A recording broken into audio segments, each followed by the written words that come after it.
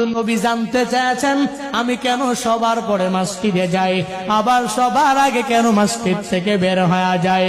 শুধু আমি উত্তর স্বরূপ আমার নবীকে আমি জানায়া দিয়েছি, ও পয়গম্বর আমার জামা মাত্র একটা, যেটা আমিও পরিধান করি, আমার স্ত্রীটাও পরিধান করে। আবু বকর হতবাক হয়ে যায়, ওমর হতবাক হয়ে যায়, ডাইকা ডাইকা বলে এটা কেমনে সম্ভব, তুমি আমাকে বলো, আমাদেরকে বলো একটা জামা দিয়া দুইজন কিভাবে পরিধান করো। আব্দুল্লাহ চোখের পানি ছেড়ে ছেড়ে ছেড়ে ছেড়ে আবু বকরকে জানা দেয়, বলে দেয়, এরে আবু বকর, আমি আমার ঘরের মধ্যে এমন একটা গর্ত তৈরি করেছি, যেই গর্তের মধ্যে আমিও অবস্থান করতে পারি, আমার স্ত্রীটাও অবস্থান করতে পারে।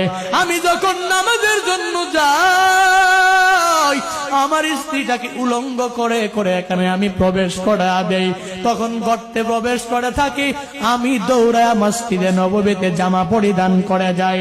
আবার যখন নামাজ শেষ হয়ে যায়, আমি আব্দুল্লাহ ওই জামা পরিধান করে করে আমার বাড়িতে আসার পর আমার ঘরের ওই গর্তের মধ্যে আমি নিজে উলঙ্গ হয়ে প্রবেশ করি, আমার স্ত্রীটাকে জামাটা দেওয়ার পরে।